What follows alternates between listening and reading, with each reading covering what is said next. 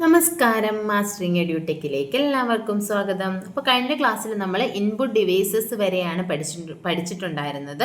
അപ്പം functional യൂണിറ്റ്സിൽ input device വരുന്നുണ്ട്, central processing യൂണിറ്റായി CPU വരുന്നുണ്ട്, ഔട്ട്പുട്ട് യൂണിറ്റ് വരുന്നുണ്ട്. ഇതിൽ ഇൻപുട്ട് യൂണിറ്റിൽ വരുന്നതാണ് ഇൻപുട്ട് ഡിവൈസസ് നമ്മൾ ഡിസ്കസ് ചെയ്തത്.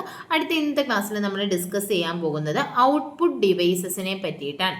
അപ്പം ഔട്ട്പുട്ട് ഡിവൈസസ് എന്ന് പറഞ്ഞാൽ നമ്മൾ കൊടുക്കുന്ന ഇൻപുട്ടിനെ പ്രോസസ്സ് ചെയ്തതിന് ശേഷം ആ റിസൾട്ട് നമുക്ക് കിട്ടുന്നത് ഏത് വഴിയാണ്? ഈ ഔട്ട്പുട്ട് യൂണിറ്റ് വഴിയാണ്. അപ്പോൾ ഇതിൽ വരുന്നത് ഔട്ട്പുട്ട് ഡിവൈസസ് ആണ്. ഏതൊക്കെ ഔട്ട്പുട്ട് ഡിവൈസസ് ആണ് മെയിനായിട്ടും യൂസ് ചെയ്യുന്നതെന്നാണ് നോക്കാൻ പോകുന്നത്.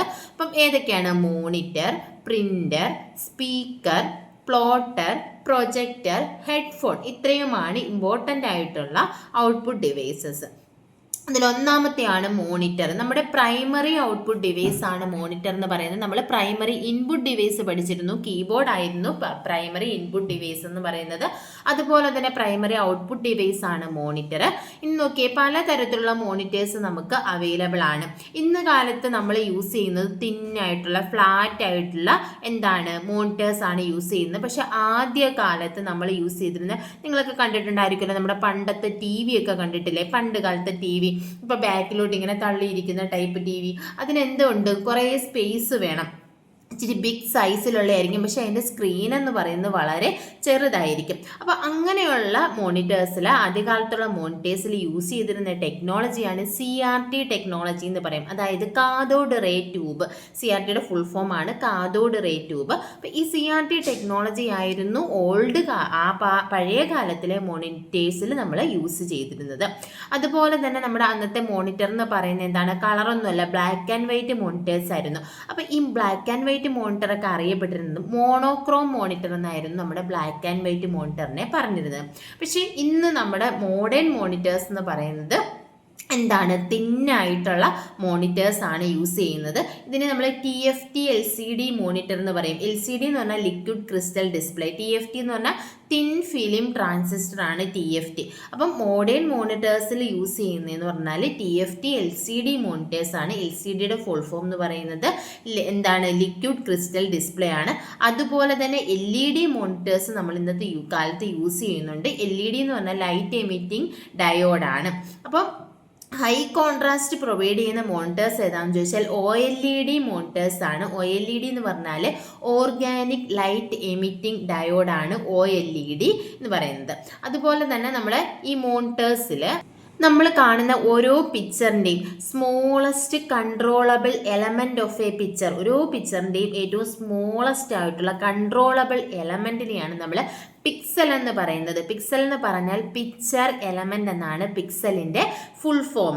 അപ്പോൾ ഒരു മോണിറ്ററിൻ്റെ റെസൊല്യൂഷൻ എന്തിനെ അസോസിയേറ്റ് ചെയ്തിരിക്കുന്നു വെച്ചാൽ ഈ പിക്സലിനെ അല്ലെങ്കിൽ പിക്ചർ എലമെൻറ്റിനെ അസോസിയേറ്റ് ചെയ്തിരിക്കുന്നു. അപ്പോൾ ഒരു മോണിറ്ററിൻ്റെ റെസൊല്യൂഷൻ എന്ന് പറയുന്നത് നമ്മൾ എന്തിനെ ഡിപ്പെൻഡ് ചെയ്തിരിക്കും? പിക്സൽ അല്ലെങ്കിൽ പിക്ചർ എലമെൻറ്റിനെ ഡിപ്പെൻഡ് ചെയ്തിരിക്കും. പിക്സൽ എന്ന് പറഞ്ഞാൽ എന്താണ്? ഒരു പിക്ചറിൻ്റെ ഏറ്റവും സ്മോളസ്റ്റ് ആയിട്ടുള്ള കൺട്രോളബിൾ എലമെൻ്റ് ആണ് ഇത് പിക്സൽ അല്ലെങ്കിൽ പിക്ചർ എലമെൻ്റ് എന്ന് പറയുന്നത്. അതുപോലെ തന്നെയാണ് റെസൊല്യൂഷൻ. റെസൊല്യൂഷൻ എന്ന് പറഞ്ഞാൽ ഈ ഓരോ സ്മോളസ്റ്റ് എലമെൻസിനെയും ക്ലിയർ ആയിട്ട് ക്യാപ്ചർ അല്ലെങ്കിൽ ഒബ്സർവ് ചെയ്യാനുള്ള ആ ഒരു കേപ്പബിലിറ്റിയാണ് റെസൊല്യൂഷൻ എന്ന് പറയുന്നത്. അപ്പം നമ്മൾ പറഞ്ഞു റെസൊല്യൂഷൻ എന്ന് പറയുന്നത് പിക്സലിനെ അസോസിയേറ്റ് ചെയ്തിരിക്കും. റെസൊല്യൂഷൻ എന്ന് പറഞ്ഞാൽ എന്താണ്? ഓരോ സ്മോളസ്റ്റ് എലമെൻസിനെയും ക്യാപ്ചർ ചെയ്യാനുള്ള ഒബ്സർവ് ചെയ്യാനുള്ള ഒരു കേപ്പബിലിറ്റിയാണ് റെസൊല്യൂഷൻ എന്ന് പറയുന്നത്. അപ്പോൾ നേരത്തെ യൂസ് ചെയ്തിരുന്ന, പണ്ട് കാലങ്ങളിൽ യൂസ് ചെയ്തിരുന്ന മോണിറ്റർ എന്ന് പറയുന്നത് CRT മോണിറ്റർ ആണ്, കാഥോഡ് റേ ട്യൂബ് ആണ്. ഇന്നത്തെ കാലത്ത് നമ്മൾ LCD മോണിറ്റേഴ്സും അതുപോലെ തന്നെ LED മോണിറ്റേഴ്സൊക്കെയാണ് യൂസ് ചെയ്യുന്നത്. ഇനി അടുത്ത ഔട്ട്പുട്ട് ഡിവൈസ് ഏതാണെന്ന് ചോദിച്ചാൽ പ്രിൻ്റർ ആണ്. മോണിറ്റർ കഴിഞ്ഞാൽ നമ്മൾ യൂസ് ചെയ്യുന്ന ഇമ്പോർട്ടൻ്റ് ആയിട്ടുള്ളതാണ് പ്രിൻ്റർ. നമ്മൾ ഇൻപുട്ട് ഡിവൈസ് പഠിച്ചപ്പോൾ സ്കാനർ പഠിച്ചു. സ്കാനർ എന്തായിരുന്നു? ഹാർഡ് കോപ്പിയെ സോഫ്റ്റ് കോപ്പി ആക്കി മാറ്റാൻ വേണ്ടിയിട്ടാണ് ഏത് യൂസ് ചെയ്തിരുന്നത്? സ്കാനർ യൂസ് ചെയ്തിരുന്നത്. പക്ഷേ പ്രിൻ്റർ എന്ന് പറഞ്ഞാൽ ഇതിൻ്റെ നേരെ ഓപ്പോസിറ്റ് ആണ്. സോഫ്റ്റ് കോപ്പിയെ ഹാർഡ് കോപ്പി ആക്കി മാറ്റാൻ വേണ്ടിയിട്ടാണ് ഏത് യൂസ് ചെയ്യുന്നത്? പ്രിൻ്റർ യൂസ് ചെയ്യുന്നത്. അതായത് നമ്മുടെ കമ്പ്യൂട്ടറിൽ നമ്മൾ എന്ത് ചെയ്യുന്നു? വേർഡിലൊക്കെ നമ്മൾ ഓരോ ഡോക്യുമെൻറ്റ്സ് ടൈപ്പ് ചെയ്യുന്നു. അപ്പോൾ ആ ടൈപ്പ് ചെയ്ത ഡോക്യുമെൻറ്റിൻ്റെ പ്രിൻ്റ് എടുക്കത്തില്ലേ? നമ്മൾ പ്രിൻ്റ് എടുക്കുമ്പോൾ പേപ്പർ ഡോക്യുമെൻ്റ് ആയിട്ടാണ് നമുക്ക് കിട്ടുന്നത്. അപ്പോൾ ഇതിനെ ഇങ്ങനെയും പറയാം, പേപ്പർ ഡോക്യുമെൻ്റ് ആയിട്ട് കൺവേർട്ട് ചെയ്യാൻ വേണ്ടിയിട്ടാണ് ഏത് യൂസ് ചെയ്യുന്നതെന്ന് പറയാം? പ്രിൻ്റർ യൂസ് ചെയ്യുന്നതെന്ന് പറയാം. അപ്പോൾ സോഫ്റ്റ് കോപ്പിയെ എന്താക്കി മാറ്റാൻ വേണ്ടിയിട്ട്, ഹാർഡ് കോപ്പി ആക്കി മാറ്റാൻ വേണ്ടിയിട്ട്, അല്ലെങ്കിൽ ഇലക്ട്രോണിക് ഡോക്യുമെൻറ്റിനെ, അതായത് നമ്മുടെ കമ്പ്യൂട്ടറിലുള്ള ഡോക്യുമെൻറ്റിനെ എന്താക്കാൻ, പേപ്പർ ഡോക്യുമെൻ്റ് ആക്കി മാറ്റാൻ വേണ്ടിയിട്ടാണ് ഏത് യൂസ് ചെയ്യുന്നത്, പ്രിൻ്റർ യൂസ് ചെയ്യുന്നത്. ഇനി സ്പീഡ് ഓഫ് എ പ്രിൻ്റർ, ഒരു പ്രിൻ്ററിൻ്റെ സ്പീഡ് മെഷർ ചെയ്യുന്ന യൂണിറ്റ് 2 യൂണിറ്റ് ഉണ്ട്, CPSഉം PPMഉം. ഇതും എക്സാമിന് ചോദിച്ചിട്ടുള്ള ക്വസ്റ്റ്യൻ ആണ്. Speed of A printer is measured in, ഒരു പ്രിൻ്ററിൻ്റെ സ്പീഡ് മെഷർ ചെയ്യുന്ന യൂണിറ്റ് ഏതാണെന്ന് ചോദിച്ചാൽ ഒന്നാമത്തത് CPS. CPS എന്ന് പറഞ്ഞാൽ ക്യാരക്ടർ പെർ സെക്കൻഡ്. ഇത് ഫുൾ ഫോം ആയിട്ടും ചോദിച്ചിട്ടുണ്ട്, അല്ലാതെ യൂണിറ്റ് ആയിട്ടും ചോദിച്ചിട്ടുണ്ട്. CPS എന്ന് പറഞ്ഞാൽ ക്യാരക്ടർ പെർ സെക്കൻഡ്, ഒരു സെക്കൻഡിൽ എത്ര ക്യാരക്ടർ പ്രിന്റ് ചെയ്യുന്നു, അങ്ങനെ ഓർത്തിരുന്നാൽ മതി. അടുത്തൊരു യൂണിറ്റ് എന്ന് പറയുന്നത് PPM ആണ്. PPM എന്ന് പറഞ്ഞാൽ പേജസ് പെർ മിനിറ്റ്, ഒരു മിനിറ്റിൽ എത്ര പേജ് പ്രിന്റ് ചെയ്യുന്നു. അപ്പോൾ ഒരു പ്രിന്ററിന്റെ സ്പീഡ് മെഷർ ചെയ്യുന്ന യൂണിറ്റ്സ് എന്ന് പറയുന്നത് CPSഉം അതുപോലെ തന്നെ ഏതാണ്, PPMഉമാണ്. CPS എന്ന് പറഞ്ഞാൽ ക്യാരക്ടർ പെർ സെക്കൻഡും, PPM എന്ന് പറഞ്ഞാൽ പേജസ് പെർ മിനിറ്റുമാണ്.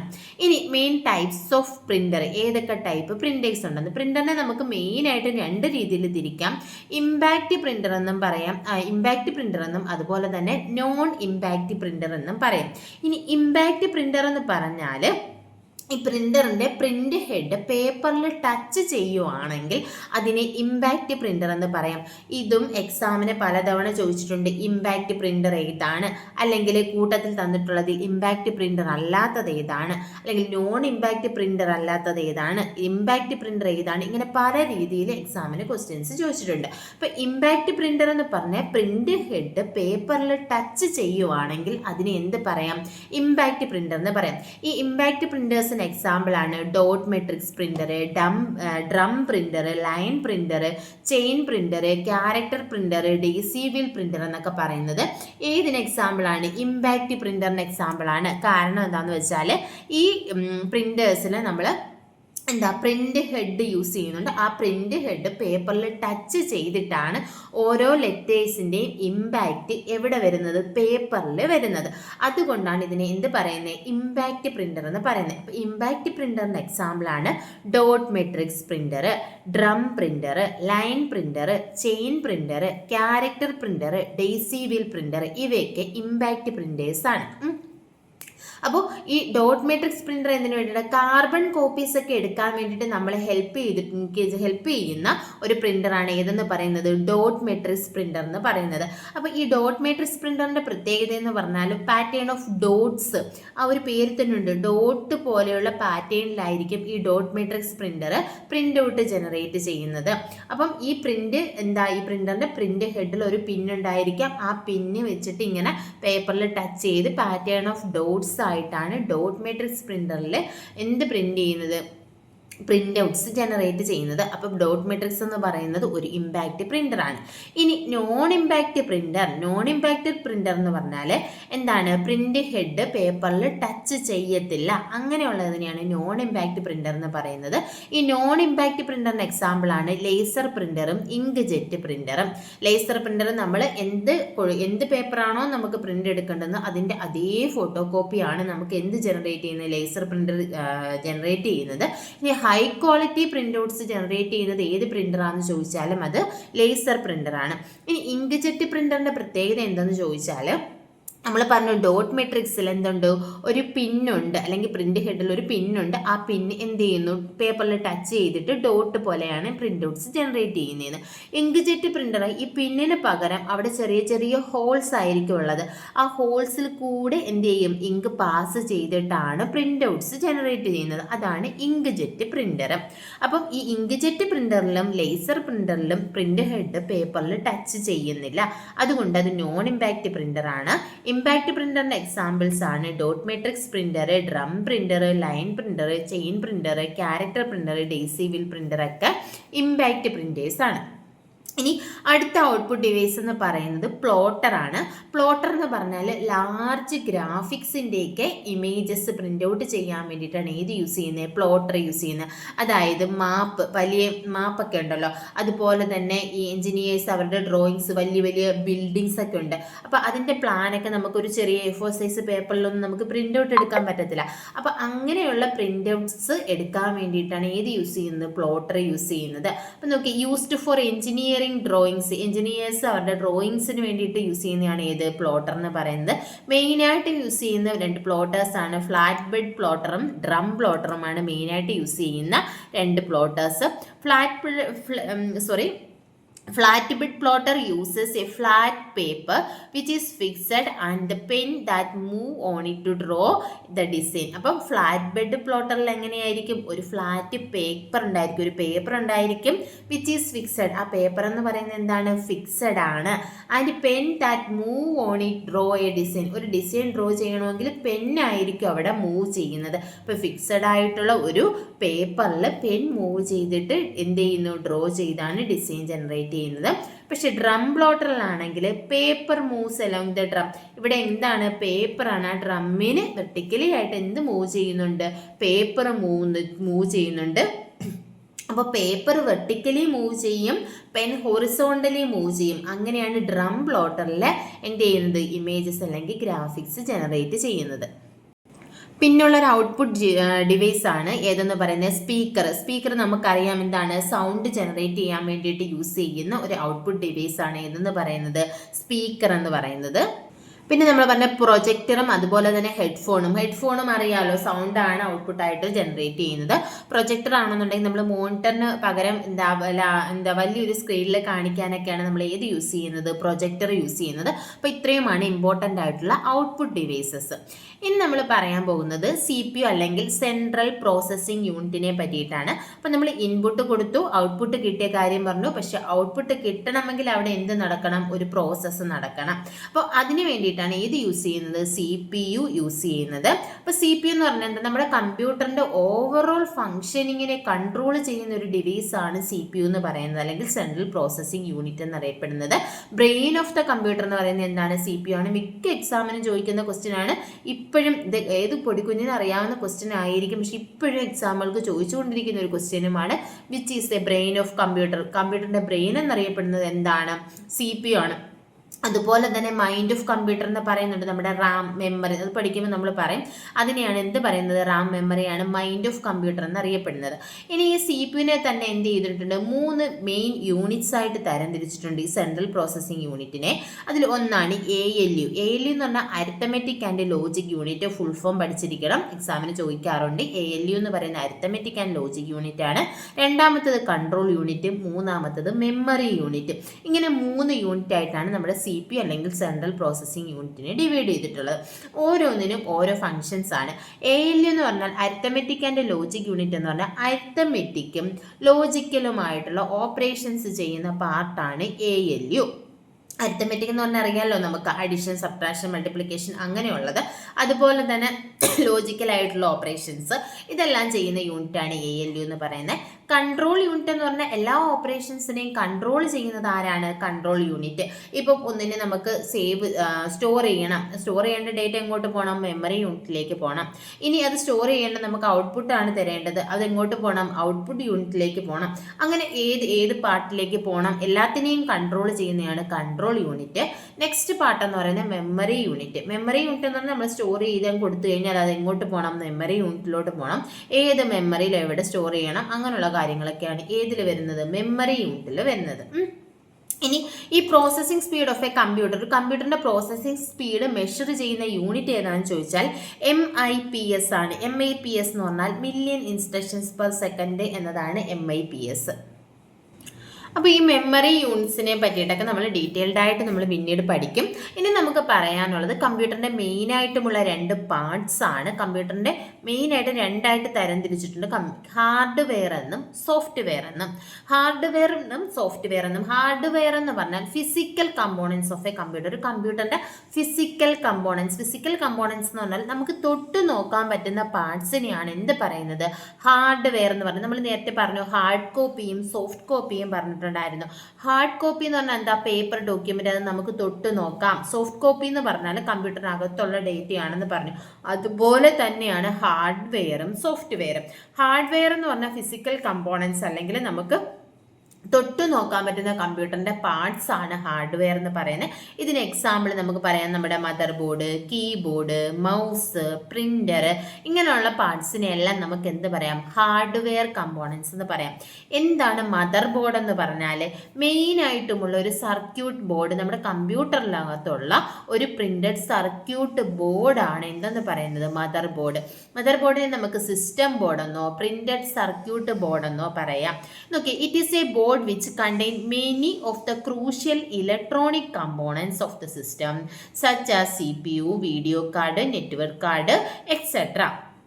മദർ ബോർഡ് എന്ന് പറഞ്ഞാൽ നമ്മുടെ കമ്പ്യൂട്ടർ, നമ്മുടെ സിസ്റ്റത്തിനകത്തുള്ള ഒരു ഇമ്പോർട്ടൻ്റ് ആയിട്ടുള്ള ഒരു ബോർഡാണ് ഇതെന്ന് പറയുന്നത് മദർ ബോർഡ്. അതിനകത്താണ് നമ്മുടെ ഇമ്പോർട്ടൻ്റ് ആയിട്ടുള്ള ക്രൂഷ്യൽ ആയിട്ടുള്ള കമ്പോണൻസ്, ഇലക്ട്രോണിക് കമ്പോണൻസ് എല്ലാം അടങ്ങിയിരിക്കുന്നത്. എങ്ങനെയുള്ള നമ്മുടെ CPU, നമ്മൾ പറഞ്ഞില്ലേ സെൻട്രൽ പ്രോസസ്സിംഗ് യൂണിറ്റ് എന്ന് പറഞ്ഞില്ലേ, ആ CPU എന്ന് പറയുന്നത് നമ്മുടെ കമ്പ്യൂട്ടറിന് അപ്പുറത്തിരിക്കുന്ന ഒരു വലിയ പെട്ടി, അതിനെയാണ് എല്ലാവരും എന്ത് പറയുന്നത്? CPU എന്ന് പറയുന്നത്. ആക്ച്വലി CPU എന്ന് പറയുന്നത് അത് സിസ്റ്റം യൂണിറ്റ് ആണ്. ആ സിസ്റ്റം യൂണിറ്റിനകത്ത് ഒരുപാട് പാർട്സ് ഉണ്ട്. അതിനകത്തുള്ള ഒരു പാർട്ട് മാത്രമാണ് ഏതെന്ന് പറയുന്നത്? CPU എന്ന് പറയുന്നത്. അപ്പോൾ ഈ CPU എവിടെയാണ് കണക്ട് ചെയ്തിരിക്കുന്നത്? മദർ ബോർഡുമായിട്ട് അറ്റാച്ച് ചെയ്തിരിക്കും. അതുപോലെ തന്നെ വീഡിയോ കാർഡ്, നമ്മൾ വീഡിയോസ്, അതുപോലെ തന്നെ ഗ്രാഫിക്സ്, പിക്ചേഴ്സ് ഒക്കെ കാണണമെങ്കിൽ നമുക്ക് എന്ത് വേണം? വീഡിയോ കാർഡ് വേണം. അതുപോലെ തന്നെ നെറ്റ്വർക്ക് കാർഡ്, ഇതെല്ലാം അടങ്ങിയിരിക്കുന്ന ഒരു ബോർഡാണ് ഏതെന്ന് പറയുന്നത്? മദർ ബോർഡ് എന്ന് പറയുന്നത്. അപ്പം മദർ ബോർഡ് എന്ന് പറയുന്നത് എന്താണ്? ഒരു ഹാർഡ്വെയർ പാർട്ടാണ്. കീബോർഡ്, മൗസ്, ഇതെല്ലാം എന്താണ്? ഹാർഡ്വെയർ പാർട്ടാണ്. ഇനി നോക്കിയേ, സോഫ്റ്റ്വെയർ എന്ന് പറഞ്ഞാൽ എന്താ? ഹാർഡ്വെയർ നമ്മൾ പറഞ്ഞു നമുക്ക് തൊട്ട് നോക്കാൻ പറ്റുന്നതാണെന്ന് പറഞ്ഞു. അപ്പം നമുക്ക് തൊട്ട് നോക്കാൻ പറ്റാത്ത പാർട്സ് ആണ് ഏത്? സോഫ്റ്റ്വെയർ. അതായത് നമ്മുടെ ഇപ്പോൾ കീബോർഡിൽ നമ്മൾ ടൈപ്പ് ചെയ്തു, ABCD ടൈപ്പ് ചെയ്ത് കഴിഞ്ഞാൽ ഇപ്പോൾ നമ്മൾ എവിടെയാണ് ടൈപ്പ് ചെയ്യുന്നത്? ഇപ്പോൾ വേർഡോ എക്സലോ ഒക്കെ ഓപ്പൺ ചെയ്തിട്ടായിരിക്കും ടൈപ്പ് ചെയ്യുന്നത്. അപ്പോൾ ഈ വേർഡ് എന്ന് പറയുന്ന ഈ ABCD നമുക്ക് ടച്ച് ചെയ്ത് നോക്കാൻ പറ്റുമോ? ഇല്ല. അതെന്താണ്? അതൊരു സോഫ്റ്റ്വെയർ ആണ്. അപ്പോൾ നമുക്ക് ഈ കമ്പ്യൂട്ടറിനകത്ത് നമുക്ക് എന്ത് ജോലി നമ്മൾ പ്രവർത്തിക്കണമെങ്കിലും അതിനകത്ത് കുറച്ച് പ്രോഗ്രാംസ് അല്ലെങ്കിൽ ഇൻസ്ട്രക്ഷൻസ് ഉണ്ട്. അതിനെയാണ് എന്ത് പറയുന്നത്? സോഫ്റ്റ്വെയർ എന്ന് പറയുന്നത്. അപ്പോൾ നമ്മൾ കമ്പ്യൂട്ടർ ഹാർഡ്വെയറിനെ, അതായത് കീബോർഡ്, മൗസ്, അങ്ങനെയുള്ള ഹാർഡ്വെയർ കമ്പോണൻസിനെ എല്ലാം കൺട്രോൾ ചെയ്യാൻ വേണ്ടിയിട്ടുള്ള സെറ്റ് ഓഫ് ഇൻസ്ട്രക്ഷൻസിന് പ്രോഗ്രാംസോ ഒക്കെ നമ്മുടെ കമ്പ്യൂട്ടറിലുണ്ട്. അതിനെയാണ് നമ്മൾ എന്ത് പറയുന്നത്? സോഫ്റ്റ്വെയർ എന്ന് പറയുന്നത്. അപ്പം ഈ സോഫ്റ്റ്വെയർ ഡെവലപ്പ് ചെയ്യുന്ന ആൾക്കാരെ നമ്മൾ പറയും പ്രോഗ്രാമേഴ്സ് എന്ന് പറയും. പ്രോഗ്രാമർ എന്ന് പറഞ്ഞാൽ people who develop software develop ചെയ്യുന്ന ആൾക്കാരാണ് പ്രോഗ്രാമേഴ്സ് എന്ന് പറയുന്നത്. ഇനി ഈ സോഫ്റ്റ്വെയർസ് ഡെവലപ്പ് ചെയ്യാൻ നമുക്ക് കുറച്ച് ലാംഗ്വേജസ് ആവശ്യമുണ്ട്. അങ്ങനെയുള്ള ലാംഗ്വേജസിനെയാണ് പ്രോഗ്രാമിംഗ് ലാംഗ്വേജസ് എന്ന് പറയുന്നത്. അപ്പോൾ ഈ പ്രോഗ്രാമർ എന്ന് പറയുന്ന ആൾക്കാർ എന്തായിരിക്കും? ഇതുപോലെയുള്ള പ്രോഗ്രാമിംഗ് ലാംഗ്വേജസ് പഠിച്ചിട്ടുള്ളവരായിരിക്കാം. ഈ പ്രോഗ്രാമിംഗ് ലാംഗ്വേജസിനെ പറ്റി അറിയാവുന്നവരായിരിക്കാം. ആ ലാംഗ്വേജ് യൂസ് ചെയ്തിട്ടാണ് അവർ ഇതുപോലെയുള്ള സോഫ്റ്റ്വെയർസ് ഡെവലപ്പ് ചെയ്യുന്നത്. അപ്പോൾ ഈ പ്രോഗ്രാമിംഗ് ലാംഗ്വേജസ് ഏതൊക്കെയാണ്? നമ്മുടെ C++, ജാവ, സി, പൈതൺ, ഇതെല്ലാം എന്താണ്? ഓരോരോ വിഷ്വൽ ബേസിക്, ഇതെല്ലാം എന്താണ്? ഓരോരോ പ്രോഗ്രാമിംഗ് ലാംഗ്വേജസ് ആണ്. ഈ സോഫ്റ്റ്വെയർ തന്നെ നമുക്ക് മെയിനായിട്ടും രണ്ട് തരത്തിൽ തിരിക്കാൻ പറ്റും. രണ്ട് ടൈപ്പ് സോഫ്റ്റ്വെയർ ഉണ്ട്. സിസ്റ്റം സോഫ്റ്റ്വെയറുമുണ്ട്, ആപ്ലിക്കേഷൻ സോഫ്റ്റ്വെയറുമുണ്ട്. System software and application software, ആ പേരിൽ തന്നെയുണ്ട്. സിസ്റ്റം സോഫ്റ്റ്വെയർ എന്ന് പറഞ്ഞാൽ ഓൾറെഡി സിസ്റ്റത്തിലുള്ള തരത്തിലുള്ള സോഫ്റ്റ്വെയർസിനെയാണ് എന്ത് പറയുന്നത്? സിസ്റ്റം സോഫ്റ്റ്വെയർ എന്ന് പറയുന്നത്. നോക്കി, it is designed to run hardware and application programs of the computer. നമ്മുടെ ഹാർഡ്വെയറും ആപ്ലിക്കേഷൻ പ്രോഗ്രാമും ഒക്കെ റൺ ചെയ്യണമെങ്കിൽ, വർക്ക് ചെയ്യണമെങ്കിൽ സിസ്റ്റത്തിൽ എന്ത് വേണം? ഒരു സോഫ്റ്റ്വെയർ വേണം. അതിനെയാണ് സിസ്റ്റം സോഫ്റ്റ്വെയർ എന്ന് പറയുന്നത്. ഇതിന് എക്സാമ്പിളാണ് ഓപ്പറേറ്റിംഗ് സിസ്റ്റവും യൂട്ടിലിറ്റി സോഫ്റ്റ്വെയർസും. അതായത് ഇപ്പം ഞാൻ ഒരു എക്സാമ്പിൾ പറയാം. നമ്മുടെ ഒരു മൊബൈൽ ഫോൺ, നമ്മൾ പുതുതായിട്ടൊരു മൊബൈൽ ഫോൺ വാങ്ങുന്ന സമയത്ത് നമ്മൾ എന്ത് ചെയ്യും? സ്വിച്ച് ഓൺ ചെയ്യും. ഓൺ ചെയ്യുന്ന സമയത്ത് എന്ത് ചെയ്യും? നമ്മൾക്ക് അതിൽ ഓരോ ആപ്ലിക്കേഷൻസും എടുക്കാൻ വേണ്ടി, അല്ലെങ്കിൽ ഓരോ സോഫ്റ്റ്വെയർ എടുക്കാൻ വേണ്ടിയിട്ട് കുറേ ആപ്ലിക്കേഷൻസും അങ്ങനെയുള്ള കാര്യങ്ങളുമെല്ലാം എന്ത് വേണം? ഓൾറെഡി സിസ്റ്റത്തിൽ തന്നെ കാണും, നമ്മുടെ ഫോണിൽ തന്നെ കാണും. ഓൺ ചെയ്യുമ്പോൾ കുറേ കാര്യങ്ങൾ അതിനകത്ത് തന്നെ കാണും. അങ്ങനെയുള്ളതിനെയാണ് എന്ത് പറയുന്നത്? സിസ്റ്റം സോഫ്റ്റ്വെയർ എന്ന് പറയുന്നത്. അല്ലെങ്കിൽ അതിന് എക്സാമ്പിളാണ് ഓപ്പറേറ്റിംഗ് സിസ്റ്റവും യൂട്ടിലിറ്റി സോഫ്റ്റ്വെയർ. ഇനി നമ്മൾ ആപ്ലിക്കേഷൻ സോഫ്റ്റ്വെയർ എന്ന് പറഞ്ഞില്ലേ, അതായത് നമ്മുടെ ആവശ്യങ്ങൾക്ക് വേണ്ടി നമ്മൾ ഇൻസ്റ്റോൾ ചെയ്യുന്ന സോഫ്റ്റ്വെയർ. ഇപ്പോൾ എനിക്ക് എന്തെങ്കിലും ഡേറ്റാസ് ടൈപ്പ് ചെയ്ത് ഡോക്യുമെൻ്റ് തയ്യാറാക്കാനാണെങ്കിൽ ഞാൻ വേർഡ് എന്ന് പറയുന്ന നമ്മൾ MS ഓഫീസൊക്കെ എടുക്കും. അതിൽ ഡോക്യുമെൻറ്റ്സ് തയ്യാറാക്കാൻ വേണ്ടിയിട്ട് MS വേർഡ് യൂസ് ചെയ്യാം. അതുപോലെ തന്നെ കാൽക്കുലേഷൻസ് ചെയ്യാൻ വേണ്ടിയിട്ട് എക്സൽ യൂസ് ചെയ്യാം. അതുപോലെ തന്നെ പ്രസൻറ്റേഷൻ തയ്യാറാക്കാൻ പവർ പോയിന്റ് യൂസ് ചെയ്യാം. ഇതൊക്കെ എന്താണ്? ആപ്ലിക്കേഷൻ സോഫ്റ്റ്വെയർ ആണ്. ഇനിയിപ്പോൾ നമ്മുടെ മൊബൈൽ ഫോണിൻ്റെ കാര്യം പറയുകയാണെങ്കിൽ നമ്മൾ ചാറ്റ് ചെയ്യാൻ വേണ്ടിയിട്ടൊക്കെ ഏത് യൂസ് ചെയ്യുന്നു? നമ്മുടെ വാട്സപ്പ് പോലെയുള്ള ആപ്ലിക്കേഷൻസ് യൂസ് ചെയ്യുന്നു. ഫേസ്ബുക്ക്, ഇൻസ്റ്റഗ്രാം, ഇതൊക്കെ നമ്മൾ പിന്നീട് നമ്മുടെ ആവശ്യത്തിന് വേണ്ടിയിട്ട് ഇൻസ്റ്റാൾ ചെയ്യുന്ന ആപ്ലിക്കേഷൻസ് ആണ്. അതിനെയാണ് ആപ്ലിക്കേഷൻ സോഫ്റ്റ്വെയർ എന്ന് പറയുന്നത്.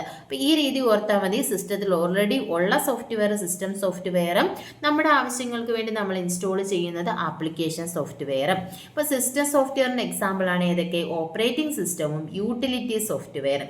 ഇനി എന്താണ് utility software? It is a set of program used to perform sorting, deleting, copying files, file compression etcetera. നമ്മൾ ഫയൽ കംപ്രഷൻ യൂസ് ചെയ്യുന്നുണ്ട്, ഫയൽസ് കോപ്പി ചെയ്യാൻ യൂസ് ചെയ്യുന്നുണ്ട്, ഡിലീറ്റ് ചെയ്യാൻ, സോർട്ട് ചെയ്യാനൊക്കെ യൂസ് ചെയ്യുന്ന സോഫ്റ്റ്വെയർസ് ആണ് യൂട്ടിലിറ്റി സോഫ്റ്റ്വെയർ എന്ന് പറയുന്നത്. ഓപ്പറേറ്റിംഗ് സിസ്റ്റം എന്താണ്? നമ്മുടെ സിസ്റ്റത്തെ ഓവറോൾ കൺട്രോൾ ചെയ്യാൻ വേണ്ടിയിട്ടുള്ള സോഫ്റ്റ്വെയർ ആണ് ഓപ്പറേറ്റിംഗ് സിസ്റ്റം എന്ന് പറയുന്നത്. അതുപോലെ തന്നെ it act as A interface between the user and hardware. നമ്മളെപ്പോലുള്ള യൂസറിൻ്റെയും ഹാർഡ്വെയറിൻ്റെയും ഇടയിൽ ഒരു ഇന്റർഫേസ് ആയിട്ട് ആക്ട് ചെയ്യുന്നു. നമുക്ക് ഈസി ആയിട്ട് നമ്മുടെ സിസ്റ്റം യൂസ് ചെയ്യാൻ വേണ്ട കാര്യങ്ങളൊക്കെ പ്രൊവൈഡ് ചെയ്യുന്നതാണ് ആര്? ഓപ്പറേറ്റിംഗ് സിസ്റ്റം എന്ന് പറയുന്നത്. അപ്പോൾ എക്സാമിന് ചോദിക്കും dash act as an interface between the user and hardware എന്ന് ചോദിച്ചാൽ എന്താണ്? ഓപ്പറേറ്റിംഗ് സിസ്റ്റം ആണ്. ഓപ്പറേറ്റിംഗ് സിസ്റ്റത്തിന് പല രീതിയിലുള്ള ഓപ്പറേറ്റിംഗ് സിസ്റ്റം ഉണ്ട്. ഓപ്പറേറ്റിംഗ് സിസ്റ്റത്തിന് എക്സാമ്പിളാണ് Linux, Unix, Windows, Mac OS, Ubuntu, DOS, disk operating system. DOS എന്ന് പറഞ്ഞാൽ ഫുൾ ഫോം ചോദിച്ചിട്ടുണ്ട് എക്സാമിന്. DOS, disk operating system. ഇതൊക്കെ എന്ന് പറയുന്നത് എന്താണ്? ഓപ്പറേറ്റിംഗ് സിസ്റ്റം ആണ്. ഇത് എക്സാമിന് ചോദിച്ചിട്ടുണ്ട്. കൂട്ടത്തിൽ ഓപ്പറേറ്റിംഗ് സിസ്റ്റം അല്ലാത്തത് ഏത്, അല്ലെങ്കിൽ കൂട്ടത്തിൽ തന്നിട്ടുള്ളതിൽ ഓപ്പറേറ്റിംഗ് സിസ്റ്റം ഏത്, അങ്ങനെയൊക്കെ എക്സാമിന് ചോദിച്ചിട്ടുണ്ട്. ലിനക്സ്, യൂണിക്സ്, വിൻഡോസ് തന്നെ പല വേർഷൻ ഉണ്ട്. വിൻഡോസ് NT ഉണ്ട്, വിൻഡോസ് 95 ഉണ്ട്, വിൻഡോസ് 7 ഉണ്ട്, വിൻഡോസ് 10 ഉണ്ട്, അങ്ങനെ പല വിൻഡോസ് ഉണ്ട്. മാക് OS, ഉബുണ്ടു, ഇത് ഡോസ് ഡിസ്ക് ഓപ്പറേറ്റിംഗ് സിസ്റ്റം, ഇതെല്ലാം ഓപ്പറേറ്റിംഗ് സിസ്റ്റത്തിന് എക്സാമ്പിൾ ആണ്. ഇനി നോക്കിയേ, വിൻഡോസ് ഡെവലപ്ഡ് ബൈ, വിൻഡോസ് എന്ന് പറയുന്നത് ഡെവലപ്പ് ചെയ്തത് ആരാണ്? മൈക്രോസോഫ്റ്റ് ആണ് വിൻഡോസ് എന്ന് പറയുന്ന ഓപ്പറേറ്റിംഗ് സിസ്റ്റം ഡെവലപ്പ് ചെയ്തത്. മൈക്രോസോഫ്റ്റിന്റെ ഫൗണ്ടർ ആരാന്ന് ചോദിച്ചാൽ Bill Gates and Paul Allen ആണ് founder of Microsoft. Linux OS develop ചെയ്ത് ആരാന്ന് ചോദിച്ചാൽ ലിനസ് ടോൾവാർഡ്സ് ആണ് ലിനക്സ് എന്ന് പറയുന്ന ഓപ്പറേറ്റിംഗ് സിസ്റ്റം ഡെവലപ്പ് ചെയ്തത്. ലിനക്സ് എന്ന് പറയുന്ന ഒരു ഫ്രീ സോഫ്റ്റ്വെയർ ആണ്, നമുക്ക് ഫ്രീ ആയിട്ട് യൂസ് ചെയ്യാൻ പറ്റുന്ന ഒരു സോഫ്റ്റ്വെയർ ആണ് ഏതെന്ന് പറയുന്നത്? ലിനക്സ് എന്ന് പറയുന്നത്. ഇനി യൂണിക്സ് എന്ന് പറയുന്ന ഓപ്പറേറ്റിംഗ് സിസ്റ്റം ഡെവലപ്പ് ചെയ്ത ആരാണ്? IBM ആണ് യൂണിക്സ് ഡെവലപ്പ് ചെയ്തത്.